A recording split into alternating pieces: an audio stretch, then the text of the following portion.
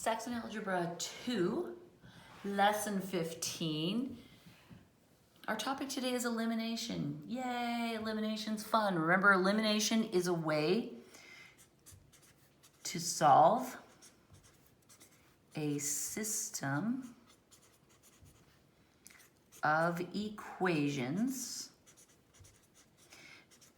And back in lesson 13, just a blink ago, we reviewed the first way to do that, which is substitution. And now today we're discussing the second method, which is elimination.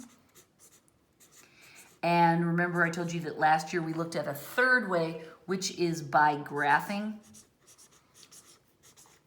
And that one we'll review, but it's not as important. These two are the powerhouse hitters of the team, substitution and elimination. Some mathematicians call this method adding, and I'll point out to you why that's logical when we get to it, but I always call it elimination.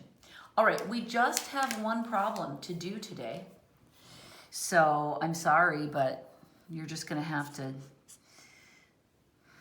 be sad because we're only doing one example.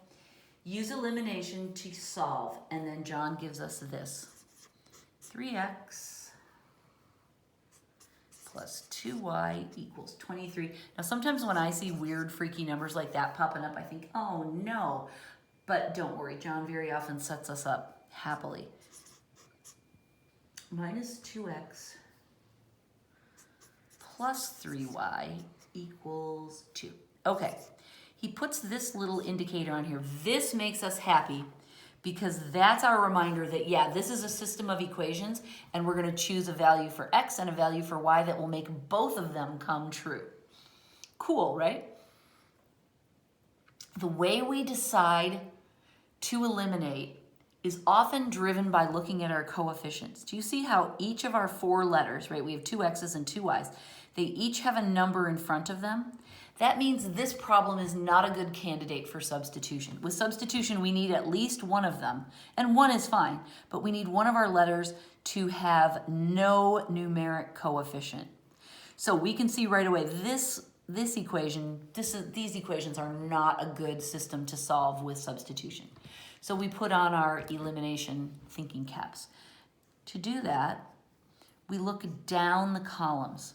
We're looking at the coefficients for matching letters, and we're saying how easy would it be to cancel those numbers out, to make them the same value, one positive, one negative.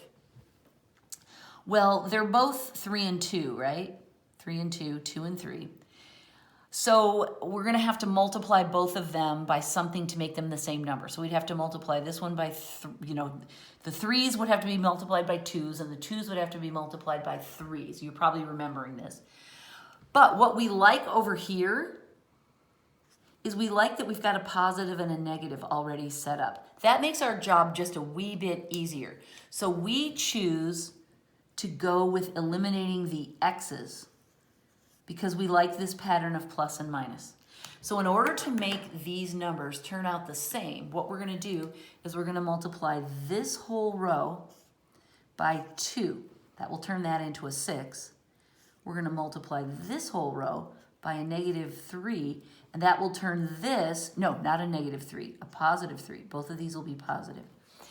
The +3 will turn that into a -6, and then we'll have +6 and -6, and it'll all cancel and be beautiful. Make sense?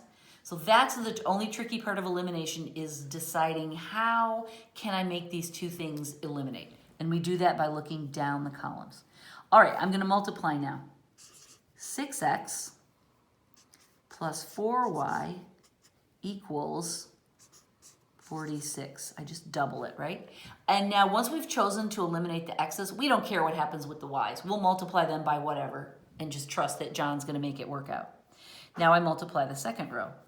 Minus 6x plus 9y equals 6.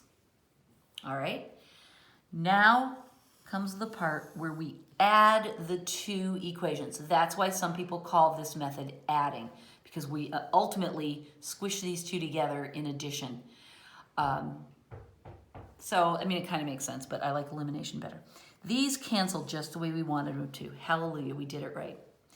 13y, oh, that number makes me nervous too, equals 52. Oh, but now I'm happy because I know that 13 goes evenly into 52. I know that 13 times 4 is 52. And if I feel a little rusty in my brain, I can check it. 3 times 4 is 12, 5, right? So we get y equals 4. Now, just like our substitution problems, we're so satisfied and we feel so happy because we think we're done, but we're not, because we have to solve for x as well. We take this value of y and we plug it back into, we can put it into any one of these 4 equations that we've created. All of them will work. Now, right off the bat, I can say, why would we want to use these? They're just these equations with bigger numbers, right? That's not fun or entertaining, so let's not do that. I would choose this one because there's no minus sign. I'd rather just use all pluses. So I'm gonna turn the page, I'm gonna copy this equation and this value, I'm gonna plug y in there and then I'll solve. Ready? It's gonna be so fun. 3x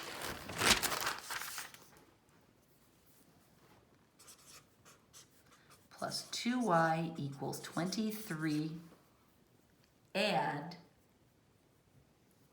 y equals 4, right?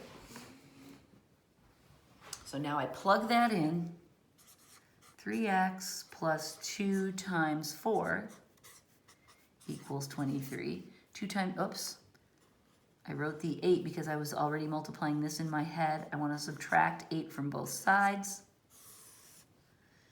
That cancels and I get 3x equals, this is 23.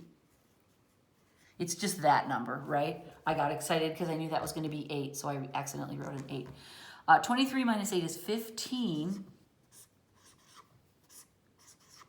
And we get x equals 5. And just as we do with substitution, while this is accurate, we prefer to write our solution as an ordered pair. So this is what I want to see. 5 in the x spot, 4 in the y spot. That's the correct answer. And remember, we want to write it as a pair because what we have found is the pair of x's and y's that will make both of these come true. And remember that even though we don't necessarily want to graph it, we could. This is a line, this is a line.